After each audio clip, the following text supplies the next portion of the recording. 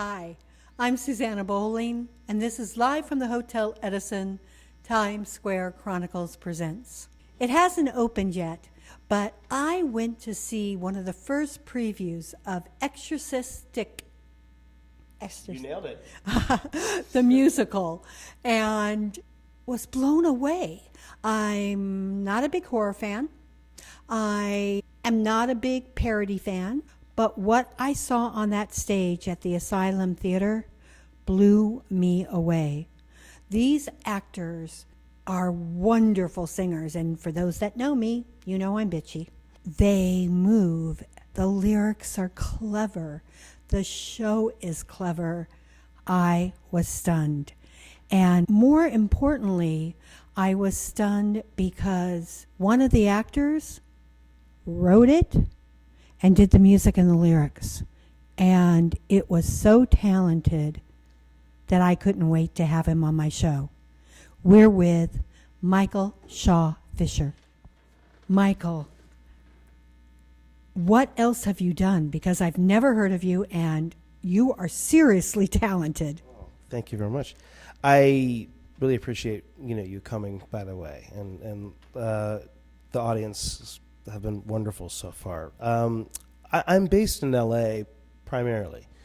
This has been the second time I've taken a show to NYC. The first time was this show in 2023. We did a limited, like 3 weeks or something at the Box. Oh, I love the Box downtown. Yeah. Okay. So that was the first time, I kind of got, acclimated to being like, okay, coming back to New York, because I went to NYU for like a year and I've lived here off and on. So I love New York City, and I'm from DC, and so I used to come here all the time with my family. But the other things that I've done in Los Angeles have been, I did Skullduggery, the musical prequel to Hamlet, which is the 30 years before Hamlet even arrives for his first line. So it's everything up to that. And it's not a parody, but it's comedy, but it does have serious emotional stuff in it too. I like to mix the two, just like Shakespeare, you have the comedy and you have the sweet and you have the sour. And like, if you don't have a hilarious show like Hamilton, then the emotions in Hamilton don't matter. And so it's like, you really play on those two. I've done a show called Dr. Nympho versus the Sex Zombies, which is another rock musical like Exorcistic that is not a parody of a specific show, but of maybe kind of that sci-fi sexploitation genre of that time. But it actually is about so much more. It's not just something mind-numbing, or just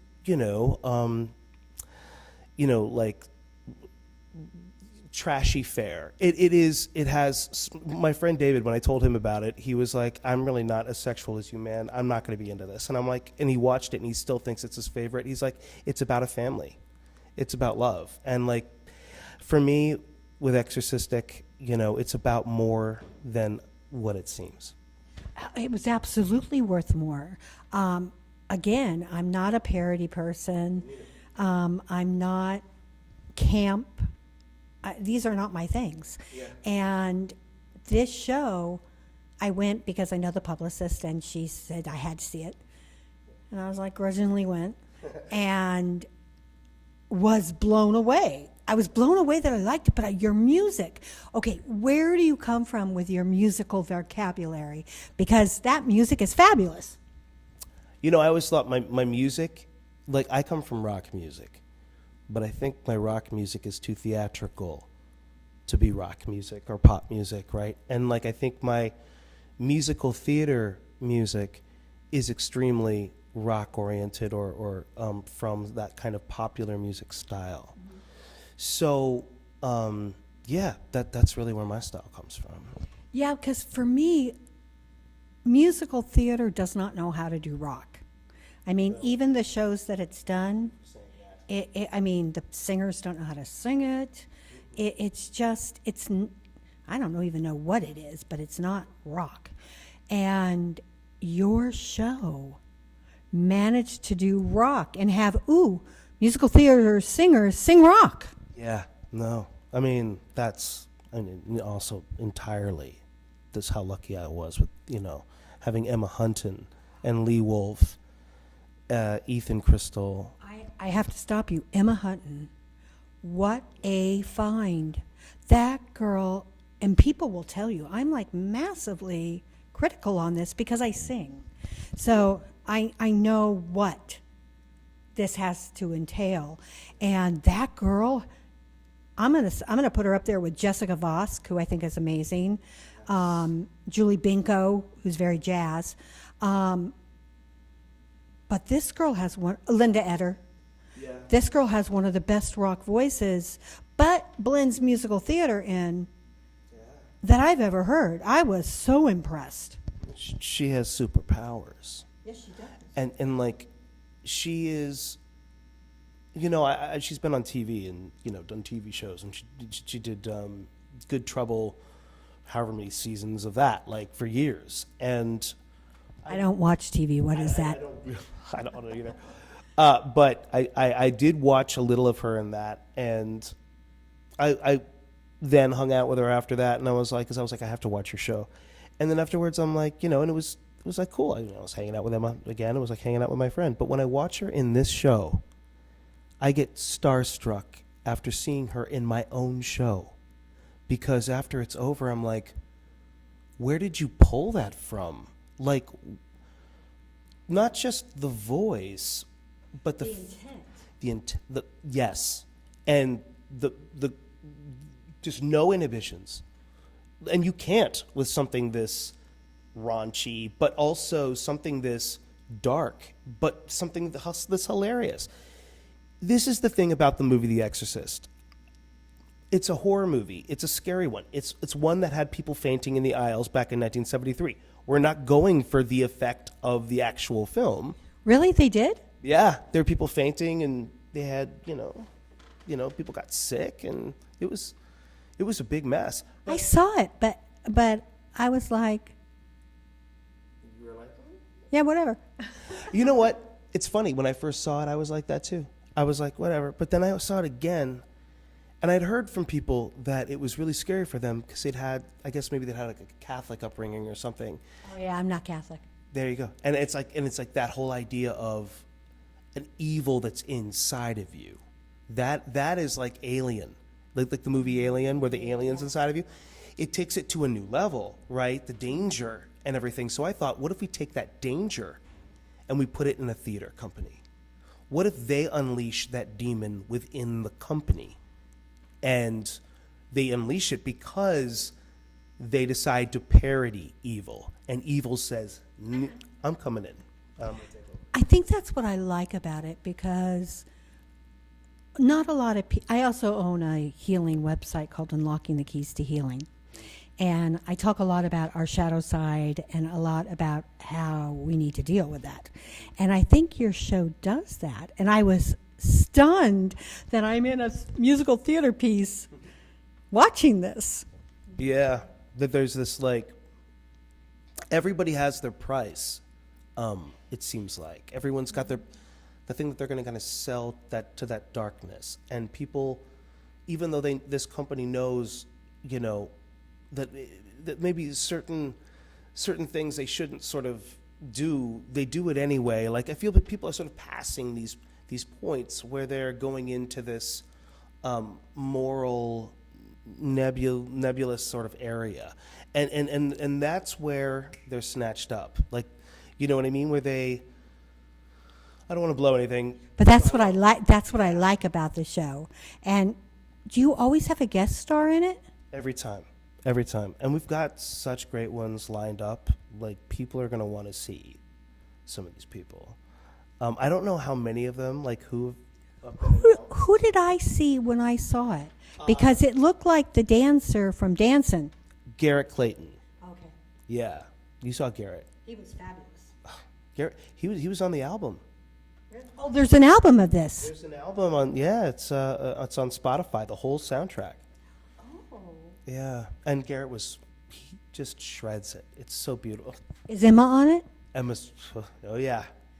Because seriously, this is probably going to sound politically incorrect, but that girl does not have the body that I would ever assume could do what she did with it.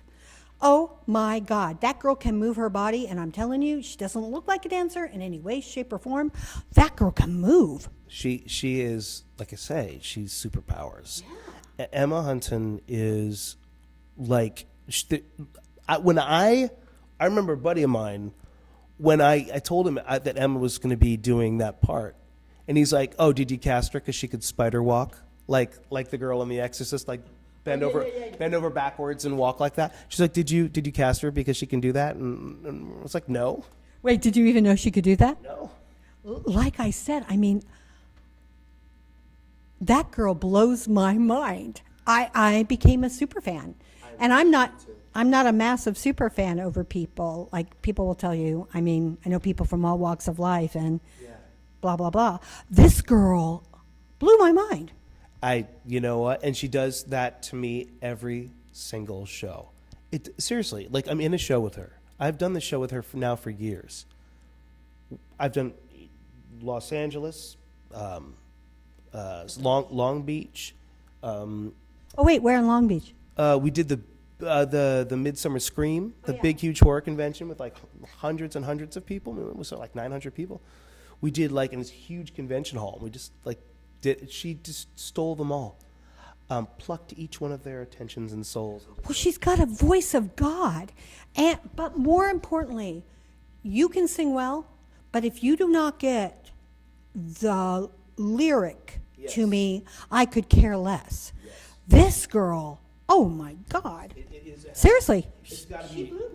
You're 100% right. It has to be the delivery of the lyric. If you create a wall of sound or something that you can't make out the lyric, if the voice is going to disappear into the music, that's great for like a band like Radiohead. It is not okay. And in theater. And this is where but people do want to feel immersed in the music, though. They do. You know, like it's like even though like you can't depend on so much reverb to make a voice become like Led Zeppelin lost in it, like you can on an album. So but do you do that in this show? Because if there's, there's reverb in certain things, but yeah, a little bit. But I mean, that girl doesn't even seem like she needs a mic. Right, and it's because like.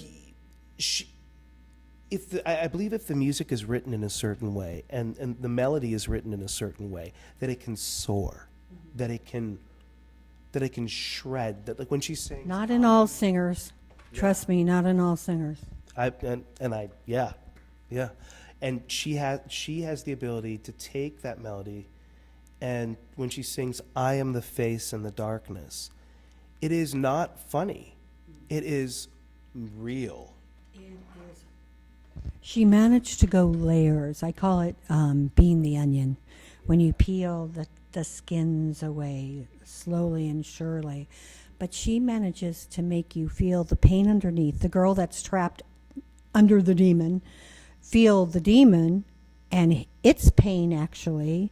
And then at the same time, it's, I'm taking over. Yeah. And then she shreds it. It's right. And then and you're laughing with her and you're scared for the people involved and you're scared for her. Like, you know, it's she's playing humor and the seriousness of the stakes, right?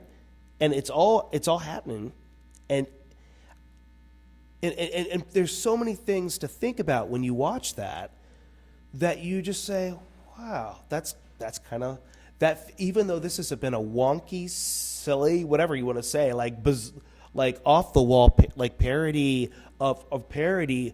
At the end of it, I'm being washed over with a feeling that this has so much truth to it, which is like what you were saying, the conviction. If the conviction is there, then you can capture all the layers and people can sit back and sort of behold the whole canvas, so to speak. Well, that's how when I review theater and when I go to see theater, if you're trying to manipulate my brain, I'm not going to be a nice human. If I go and I think, and you surprise me, that's like joy. And if I go thinking it should be good and it is, that's just like icing on the cake. But your show, it just, it blew my mind that I was liking this, and it is crass. Oh yeah. Oh. So crass. I mean- we embrace the crass. Yes, and I like crass, so we're good with that. But it's sarcastic, and it's layered, and the talent is beyond amazing. Thank you. Yeah, you're really talented in what you do too. I you know what? I have this. I have this team that is amazing, and my wife. Is she in the show? She directed it. She's Great job. Allie Miller. She co-directed it with Chad McMillan. She's also one of the producers, and she's been spearheading a lot of these efforts. I mean, just to try to get the thing financed and to try to do it is a family business. And we've got a couple kids, so we're in Brooklyn for the duration of this limited run. How long is it running? The limited run, I believe, it's set for October 4th. Is I think the limited when it's supposed to end. Wait, why aren't you going through Halloween? But there may be an announcement soon. This is not. I am. This is way above my pay grade. See, this is my wife. She's the one who knows about all the information that's being released about it, and I just don't. Well, you also don't have reviewers yet, and I cannot see this not getting good reviews. I mean, it's just very, very, very talented. And normally, you wrote it. Your wife's producing it. You're in it. Normally, this to me would be a vanity project. And when I first saw it, that's what I thought. And I was so thrilled because I hate when people drag me to that. Because normally it's bad. Oh, yeah. No, and I think if you see the show, you'll see to what degree vanity is prodded. Vanity is... No. I don't mean like... I'm saying it's poked fun at. Oh, you know what I'm saying? Like, we don't... I love the fact that in the show, they say that you're not only in it, but you're the writer. I do love the fact that you did do that. Oh yeah, and it's all like, I mean, there's so many things to comment on that you're talking about that are 100% real and awful and just like cringeworthy that happen in the theater. You know what I mean? Where like you have these vanity projects and like, and like this is poking fun at all of that, the exactly stuff that you're saying. So like we just lean into it. We're like, what can we make fun of here? Like, what is open season here? and like, this is a theater company of people, a true ensemble. Emma does obviously stand out because she has that specific role. The guy that plays the devil, the older guy with the great voice. Oh, Jesse Merlin he's fantastic. He's been with the show since 2013. Yeah. Fabulous voice. Because it's almost very classical, and then it goes into rock. So it's kind of like watching, what was that thing called? I can't think of the name of it.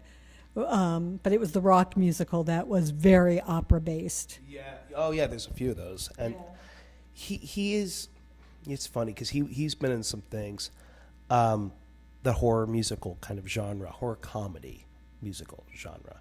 He's just he's a lovely guy. He's in Prague right now shooting something, and he's coming back, so he'll be there for opening night. That's the. What surprises me the most, and it does surprise me. How are you not all stars? How does the world not know your name? How does the world not know Emma's name? That boggles my mind even now. Well, like it's for me. It's like I've never taken anything to New York to this capacity. I grew up in D.C. Coming out here. My stepfather blew all of our money going to see Broadway shows.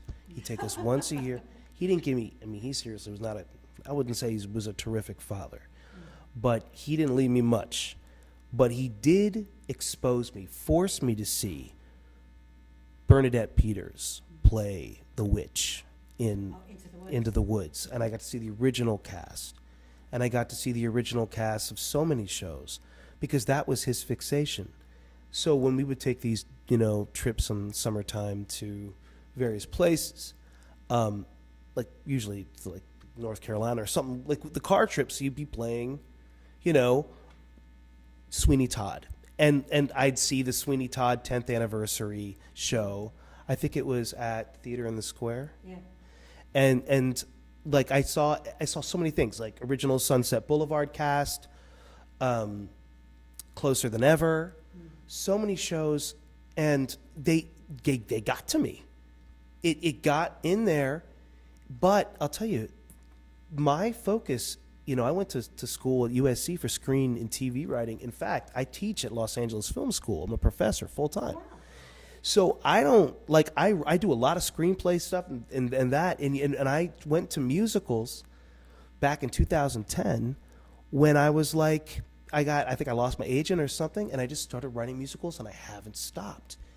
When I first heard a full cast sing a harmony, like a 4-part harmony or whatever, it blew my mind. I was like, this is better than playwriting. This is better than screenwriting. This soars to such a level that I can't even. Your harmony writing is really spectacular. But we have the same kind of background because I didn't have the greatest family. Right. But my mother was obsessed with musical theater, and so I grew up with it. And I grew up seeing it, and it was my saving grace. Yeah, no, I did theater everywhere you could name in LA. Because what's your favorite musical? I'm curious. Mass. Anyone Can Whistle. Overture, Gypsy Until They Screwed It on Broadway this year. Oh, I didn't see that. They missed the point. I was like, what the hell? I memorize music, so like when I go to see a show, I'll come out singing the songs, and if you've stolen from something, I'll start singing the stolen song. Yep. What's your favorite musical? I think probably Sweeney Todd. I think that is the perfect musical. I think Sweeney is also a good, it's because it's a horror musical. And no one has really done one that's had that kind of resonance since. Phantom's like a bit of a ghost story. But it's mostly a love story. I mean, it's mostly a love story. Sweeney is it's revenge. It's a revenge story. But what I love about, I think I also love Pippin, but I have the weak spot for Pippin. But I think maybe my other one that's like almost is Hedwig, which was I was living in New York and I was staying at the Jane Street Hotel, and there was this musical that was playing in the basement theater or whatever of that Jane Street Hotel. And David Bowie was showing up, and Lou Reed was showing up, and Amon was showing up, Mick Jagger, and people like showing up. I'm like, what is this thing? And I took my date down there, and my life changed. I was like, wait, you can do this with musicals? I don't have to resent being forced to listen to musicals. Like I can now let all the musicals that I've enjoyed and all those musical stories, like they can be mine in a way that I can write them in the vernacular of rock. That's one that I'm comfortable with, but like actual rock and not something cheesy, but like something like that feels legit, that feels like it drives and it seeks and it really emotes in a way that like the great musicals like I love Sweeney does. But that was when I was able, when I could do the synthesis of those, of Sweeney and something like Hedwig, then I was like, okay, now I know where I can express myself in this incredible medium, which has always seemed so far beyond what I could, even think about. I can't even believe I haven't asked you my favorite question. They say that eyes are the windows of the soul, but I think songs are. What song or series of songs describes who you are? Describes who I am. Well, Maybe The Nearness of You. I would never have expected that song. Yeah, that's my. I used to sing that to my son. I mean, I still do sometimes. I sing it to him. He's 3 years old, and I would sing it to him, like every. I sang it to him every night. I think for the first 2 years of his life, even when he had COVID for the first time and he was 7 months old, and we were all scared about it. And like I would sing The Nearness of You. So I don't know. I feel like that is. Wait, can you sing it for us? Well, the version I like is okay. is such an interesting one. I love, even though I know the man can't technically sing, I love Keith Richards' version. And I sing it to my son kind of like this. It's not, it's not the pale moon that excites me, that thrills and delights me. Oh no, it's just the nearness of you. Bum bum bum bum bum bum. You do the same thing that I do with songs. You make it your own. And you bring the musicality, like I'm always humming or doing some kind of scat. I mean, you sing it thousands of times. Eventually, whatever it was, becomes yours. Like, No, but I love that you did that because I'm like, wait, somebody else does this beside me. I mean, and like I say, Keith Richards does do his own thing with it, so I kind of followed him. But I will say, like, it's the one song that will always calm my son down. And my daughter is named Skylark after the song, specifically. That Midler version? Is it maybe it's Hoagie Carmichael? It is, but I like the Bette Midler version. I mean, we all know the superior singer is there, but it's I got introduced to it through the Hoagie Carmichael version. I love this. I could talk to you for hours, but Magda will kill me. Tell us the name of your show, where it's playing, and how to get tickets to it, and when it opens. Okay, Exorcistic opens on the 8th. It is playing at the Asylum NYC. You can get tickets at the Asylum NYC website. And yeah, it's going to be running through October 4th. But look for more information. That's a limit. We'll just say it's a limited run for now. But the numbers are looking good, and who knows? We're feeling excited about the prospects of it going on for longer, potentially. When I say that I like this musical, when I'm able to write my review, you'll see, because, again, I was blown away both by Michael's writing, his performance, the performance of Emma, and the fact that this is not exactly what you think it is. Exorcistic, the musical, if you don't like Crass, not going to be for you. But if you can stand that, and if you want to see how deep a show can go to the Asylum. I am so grateful that my guest, Michael Shaw Fisher, thank God, was here with me today. I am so grateful to Magda Katz for filming us and hopefully making us look good. To Romel Gopez for always giving me a place at the Hotel Edison to be able to say what I want to say and let you hear what we want to impart to you. I'm Susanna Bowling. This is live from the Hotel Edison. Times Square Chronicles presents.